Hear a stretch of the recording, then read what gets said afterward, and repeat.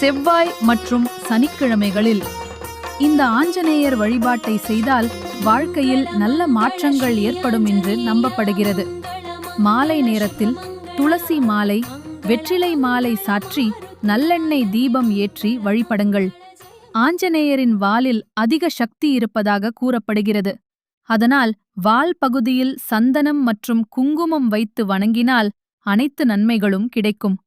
தொடர்ந்து 48 நாட்கள் இந்த வழிபாட்டை செய்தால் நவக்கிரக வழிபாட்டிற்கு இணையான பலன் கிடைக்கும் என நம்பப்படுகிறது.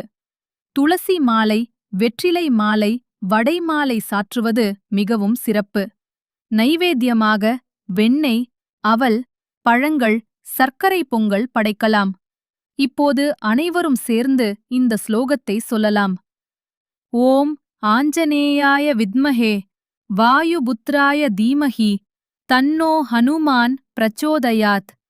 ஸ்ரீராம நாமத்தை உச்சரித்தபடியே ஆஞ்சநேயரை வணங்கினால் வேண்டுதல்கள் விரைவில் நிறைவேறும். ஜெய் ஸ்ரீராம்.